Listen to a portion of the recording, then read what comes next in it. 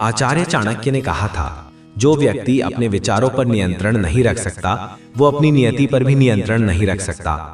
क्या आपने कभी महसूस किया है कि आपका दिमाग आपको ही कंट्रोल करने लगा है? आप किसी काम में ध्यान लगाने की कोशिश करते हैं, लेकिन दिमाग उस काम पर नहीं रहता। वो बार बार अतीत की गलतियों, भविष्य की चिंताओं और दूसरों की बातों में उलझ जाता है। आप पढ़ाई करने बैठे हैं, किताब खुली है, लेकिन 1 घंटे बाद भी वही पन्ना खुला है, मन कहीं और भाग रहा है, जैसे विचारों का तूफान आपके भीतर लगातार चल रहा हो। यही है ओवरथिंकिंग, यानी जरूरत से ज्यादा सोचना। ये कोई साधारण आदत नहीं है, ये एक ऐसी मानसिक जाल है जो न तो किसी डॉक्टर की रिपोर्ट में दिखती है, न किसी स्कैन में पकड़ में आती है, लेकिन इसका असर किसी धीमे जहर से कम नहीं होता। ये इंसान की नींद, सुकून और आत्मविश्वास सब कुछ चुरा लेती है। और सबसे खतरनाक बात यह है कि जब तक इंसान समझ पाता है कि वो ओवरथिंकिंग के दलदल में फंस चुका है, तब तक उसका बहुत सारा कीमती समय, ऊर्जा और आत्मविश्वास बर्बाद हो चुका होता है। अक्सर हमें पता ही नहीं चलता कि हम सोचने की सीमा पार कर चुके हैं। हम किसी बात को बार बार मन में दोहराते रहते हैं। काश मैंने ऐसा कहा होता, अगर मैं फेल हो गया तो लोग मेरे बारे में क्या सोचते होंगे। और धीरे धीरे ये विचार हमें भीतर से तोड़ने लगते हैं। हमारे फैसले डगमगाने लगते हैं, ध्यान बिखर जाता है और जीवन एक पेंडुलम की तरह अतीत के पछतावे और भविष्य की चिंता में झूलता रहता है। ऐसा ही हुआ अंशुल के साथ। अंशुल एक होशियार, मेहनती और भावुक लड़का था। उसके सपने बड़े थे, मेहनत सच्ची थी, लेकिन उसकी सबसे बड़ी कमजोरी थी हर बात को बहुत ज्यादा सोचना। किसी की एक साधारण टिप्पणी, आने वाली परीक्षा या दोस्तों की बातें, वो घंटों उसी पर सोचता रहता। रातें करवटों में गुजरती और सुबह आंखों में सिर्फ थकान होती। धीरे धीरे उसका आत्मविश्वास टूटने लगा और वो भीतर ही भीतर खो गया। एक दिन उसकी माँ ने देखा कि वो बहुत चुप और बेचैन है। उन्होंने प्यार से पूछा, बेटा क्या हुआ? अंशुल बोला, माँ मैं हर चीज को लेकर बहुत सोचता हूँ। क्या मैं सफल हो पाऊंगा? लोग मेरे बारे में क्या सोचते होंगे? अगर मैं फेल हो गया तो? माँ मुस्कुराई, उसके सिर पर हाथ फेरा और बोली, बेटा सोच जरूर, लेकिन इतना नहीं कि जिंदगी रुक जाए। तू जिंदगी जी रहा है या सिर्फ उसे देख रहा है? ये वाक्य उसके दिल को छू गया। वो समझ गया कि सोच अगर सीमित हो तो शक्ति है, लेकिन अगर वही सोच बेकाबू हो जाए तो कैद बन जाती है। यह वही ज्ञान था जिसे सदियों पहले आचार्य चाणक्य ने भी बताया था। उन्होंने कहा था, अधिक विचार विनाश का कारण बनता है। यानी जब इंसान हर बात पर सोचता ही रह जाता है तो उसका विवेक धुंधला पड़ जाता है और वो सही निर्णय लेने की शक्ति खो देता है। उस दिन अंशुल ने तय किया कि अब वो अपने विचारों का गुलाम नहीं बनेगा, बल्कि उनका स्वामी बनेगा। उसने समझा कि ओवरथिंकिंग को हराना किसी जंग की तरह है, जहां दुश्मन बाहर नहीं, हमारे ही भीतर होता है। उस दिन से उसने अपने मन को शांत करना, ध्यान केंद्रित रखना और अपनी सोच को दिशा देना सीखा।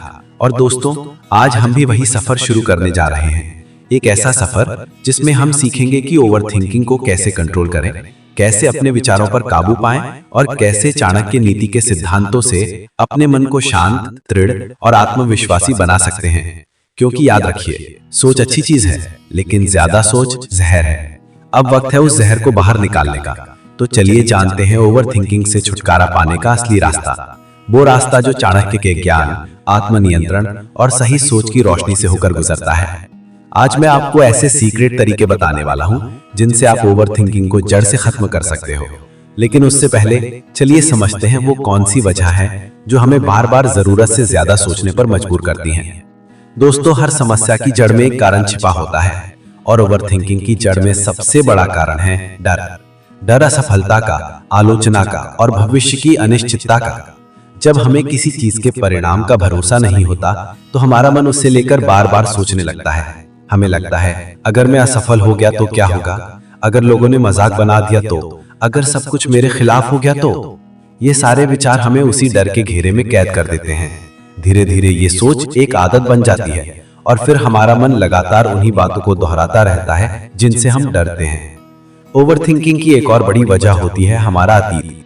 अक्सर हमारे पुराने अनुभव, गलतियां या पछतावे हमारे दिमाग में गहराई तक घर कर जाते हैं।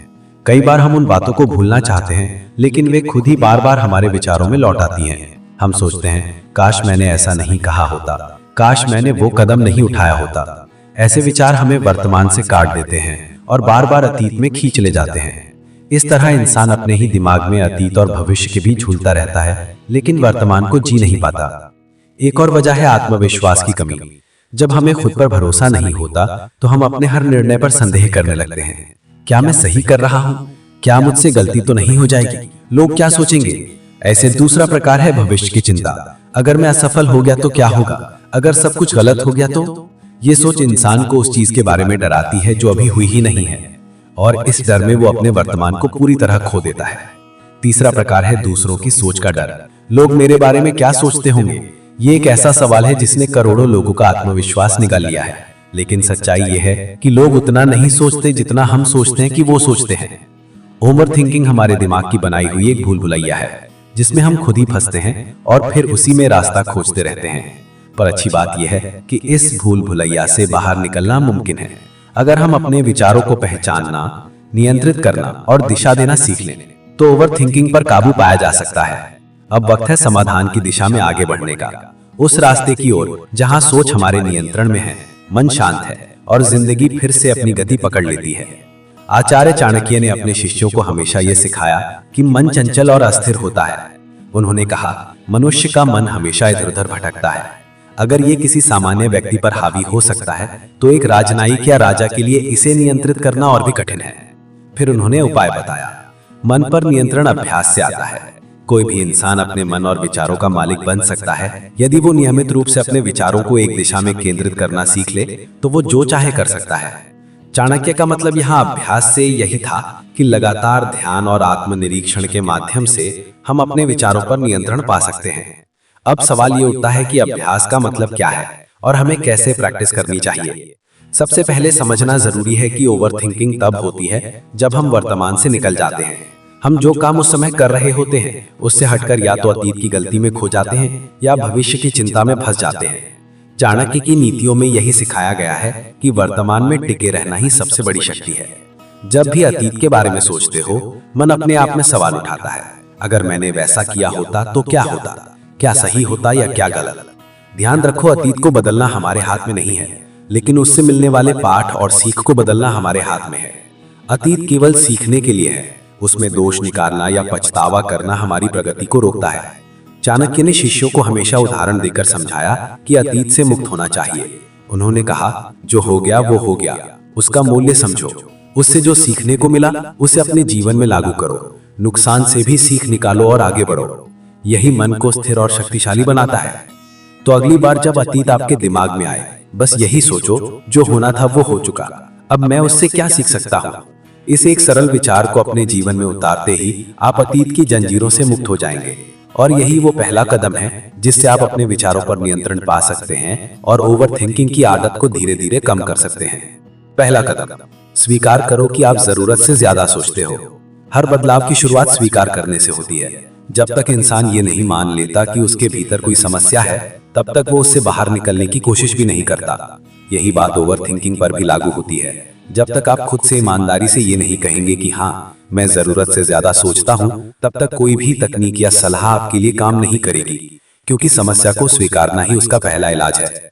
हम में से ज्यादातर लोग अपनी सोच को ओवर थिंकिंग नहीं मानते। हमें लगता है कि हम बस सावधान हैं, बस जिम्मेदार हैं, या बस हर स्थिति को बेहतर समझना चाहते हैं। लेकिन असलियत यह है कि जरूरत से ज्यादा विश्लेषण हमें आगे नहीं बढ़ाता, बल्कि वहीं रोक देता है। हम हर बात का कारण, हर स्थिति का परिणाम और हर व्यक्ति के व्यवहार का मतलब निकालने में उलझ जाते हैं। नतीजा, हमारा मन थक जाता है, लेकिन समाधान कहीं नजर नहीं आता। इसीलिए सबसे पहले जरूरी है सच का सामना करना। अपने आप से पूछिए, क्या मैं जरूरत से ज्यादा सोचता हूँ? क्या मेरे विचार मुझ पर हावी हो जाते हैं? क्या मैं हर निर्णय से पहले 10 बार सोचकर खुद को उलझा लेता हूँ? अगर इन सवालों का जवाब हाँ है, तो आपने ओवरथिंकिंग से निकलने का पहला और सबसे अहम कदम उठा लिया है। अंशुल ने भी यही किया था। जब तक वो खुद को सोचने वाला समझता रहा, उसे कोई फर्क नहीं पड़ा। लेकिन जिस दिन उसने सच्चाई स्वीकार की कि हाँ, मैं ओवरथिंकिंग करता हूँ, उसी दिन से उसके अंदर बदलाव शुरू हुआ। क्योंकि स्वीकार करना मतलब है अपने मन के आईने में खुद को साफ साफ देखना, और जब इंसान खुद को पहचान लेता है तो वो खुद को बदलने की ताकत भी पा लेता है। याद रखिए, स्वीकार करना कमजोरी नहीं है, ये साहस की निशानी है, क्योंकि सच का सामना वही करता है जो मजबूत होता है। ओवरथिंकिंग से बाहर आने की यात्रा की शुरुआत भी यहीं से होती है, अपने विचारों के बोझ को पहचानने से। जब आप ये मान लेते हैं कि आपकी सोच कभी कभी आपको नुकसान पहुंचा रही है, तभी आप उसे नियंत्रित करने की दिशा में कदम बढ़ा सकते हैं। यहीं से शुरू होती है आपकी आजादी, उस दिमागी उलझन से जो अब तक आपको रोक रही थी। दूसरा कदम, सोच और समाधान में अंतर समझो। दोस्तों, सोच बुरी चीज नहीं है। असल में सोच ही इंसान को जानवरों से अलग बनाती है। सोचने की क्षमता ही हमें निर्णय लेने, भविष्य की योजना बनाने और अपने जीवन को बेहतर दिशा देने में मदद करती है। लेकिन दिक्कत तब शुरू होती है जब सोच समाधान के बजाय समस्या का हिस्सा बन जाती है। यानी जब हम किसी बात पर इतने लंबे समय तक सोचते रहते हैं कि उस सोच से कुछ निकलता ही नहीं, तब वो सोचना नहीं बल्कि ओवर थिंकिंग कहलाता है। सोच और ओवर थिंकिंग में बहुत महीन फर्क होता है। जब आपकी सोच किसी निष्कर्ष, किसी निर्णय या किसी समाधान तक पहुंचती है, तब वो सोच है। लेकिन जब वही सोच बार बार उसी जगह घूमती रहती है, जैसे कोई रिकॉर्ड अटक गया हो और आपको कोई कदम उठाने नहीं देती, तो वो ओवर थिंकिंग बन जाती है। एक सक्रिय सोच आपको आगे बढ़ाती है, जबकि ओवर थिंकिंग आपको एक ही जगह पर अटका कर रखती है।